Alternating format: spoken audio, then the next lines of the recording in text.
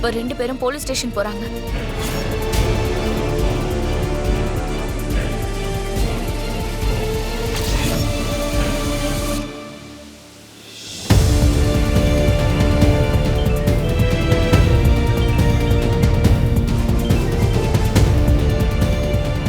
Hello, யாரு?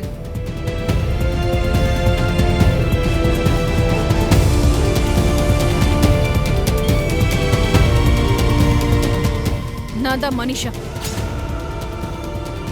நீ எங்க இருக்க, யார் பக்கத்துல இருக்க, எங்க போயிட்டு இருக்கீங்கன்னு எல்லாமே தெரியும். எதுவும் பேசாம நான் சொல்றத சைலண்டா கேளு. உன் பொண்டாட்டி பிள்ளைங்கள நான் கிட்னாப் பண்ணிட்டேன். இப்ப அவங்க ஏன் கஸ்டடியில இருக்காங்க? நீ வாய திறந்தினா அவங்க கண்ணை மூடிடுவாங்க. சொன்னது புரிஞ்சுதுல? உனக்கு உன் பொண்டாட்டி பிள்ளைங்க உயிரோட வேணும்னா நடந்த எதையும் நீ சொல்லக்கூடாது, புரியுதா? மீறி சொன்னா அவங்க செத்துருவாங்க.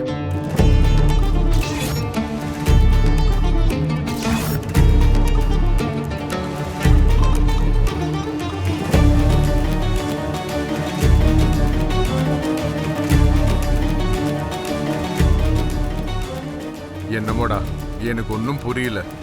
மித்ரா, ஆக்சிடென்ட்டை பத்தி போலீஸ் ஏதாவது சொன்னாங்களா? என்கொயரி நடந்துட்டு இருக்கான் டாட். இன்னும் எந்த இன்ஃபர்மேஷனும் வரல. கொஞ்சம் ஃபாஸ்டா என்கொயரி பண்ண சொல்லுடா. அப்பா, என்னடா தங்கம் இவ்வளவு ஹாப்பியா இருக்க? இன்னைக்கு ஸ்கூல்ல எஸ்ஏ ரைட்டிங் காம்படிஷன் வச்சாங்கப்பா. எதை பத்தி? எப்பவும் பேரண்ட்ஸ பத்தி தான் எழுத சொல்லுவாங்க. இன்னைக்கு கிராண்ட் பேரண்ட்ஸ பத்தி எழுத சொன்னாங்க. அப்படின்னா என்ன பத்தியும் பாட்டிய பத்தி எழுதிருக்க போல இருக்க. ஆமா தாத்தா, எங்களுக்கு உங்க கூட இருக்க பாண்டிங்க பத்தி எழுத சொன்னாங்க. நல்லா எழுதினதுக்கு ஃபர்ஸ்ட் பிரைஸ் கிடைச்சிருக்கு. வாவ், கங்க்ராச்சுலேஷன்ஸ் செல்லம்.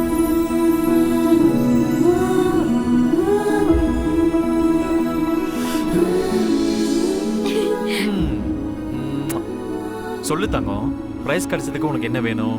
நான் என்ன வேணாலும் வாங்கி தரேன். நீங்க கொடுக்க வேண்டியது எனக்கு இல்லப்பா, ஜுன்னுவுக்கு தான்.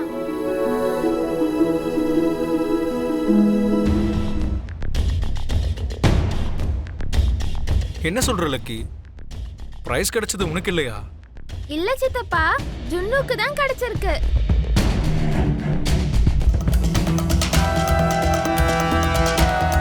கிராண்ட் பேரண்ட்ஸை ரெஸ்பெக்ட் பண்றது உங்களை பார்த்து தான் கத்துக்கிட்டேன்னு ஜுன்னு ஸ்கூல்ல சொன்னான். அவனோட குட் ஹேபிட்ஸ் எல்லாத்துக்கூட காரணம் நீங்க தானே சொன்னா.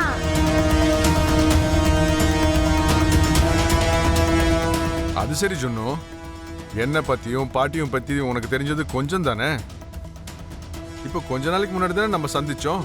அப்படி இருக்கும்போது எங்களை பத்தி, எங்க கூட இருந்த பாண்டிங்க பத்தி அவ்வளோ நல்லா எப்படி எழுதுன நீ? இத்தனை நாளா நான் உங்களை மிஸ் பண்ணதை வச்சுதான் அவ்வளோ நல்லா எழுத முடிஞ்சது தாத்தா.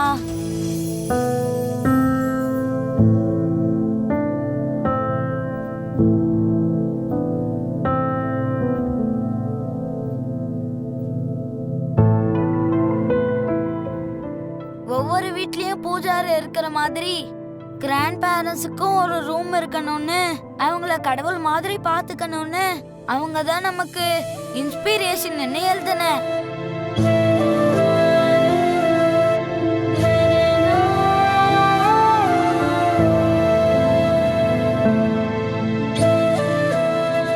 ஜுன்னு, கம் கம் கம். நீ என் பேரன்னு நிரூபிச்சிட்டடா. அப்பா, கேட்காமலே தாத்தா ஜுன்னுக்கு முத்தம் கொடுத்தாரு. நீங்க மட்டும் நான் கேட்டதை இன்னும் பண்ணல.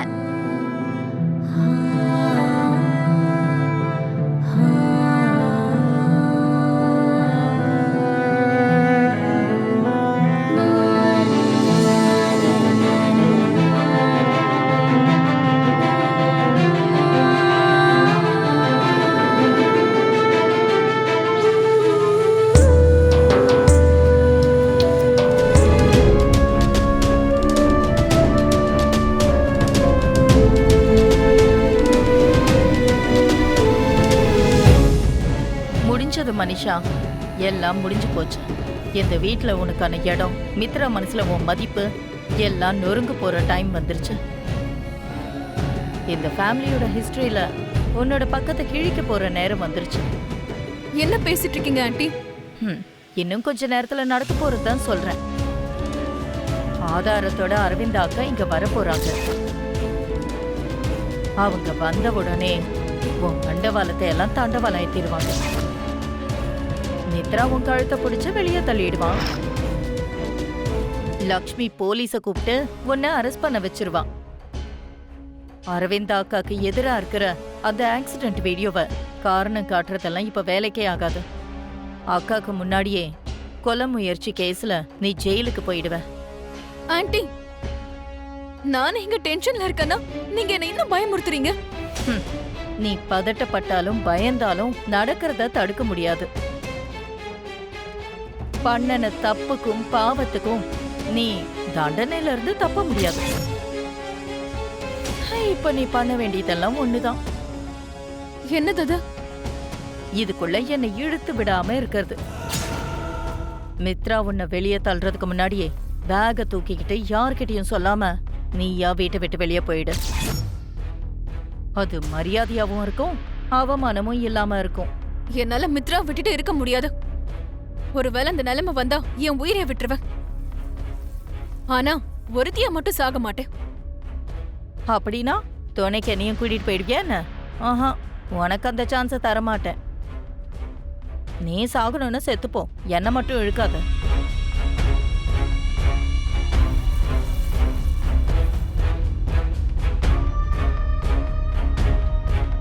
தேவியானி ஆண்டி என்ன இப்படி சொல்லிட்டு போறாங்க. இப்ப என்ன பண்றது? இதுல இருந்து எப்படி வெளியே வர்றது?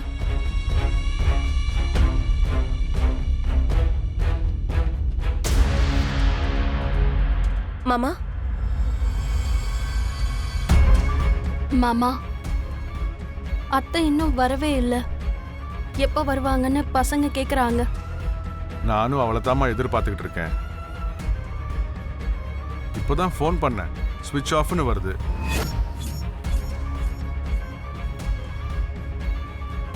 என்ன மாமா ஸ்விட்ச் ஆஃப்ன்றீங்க?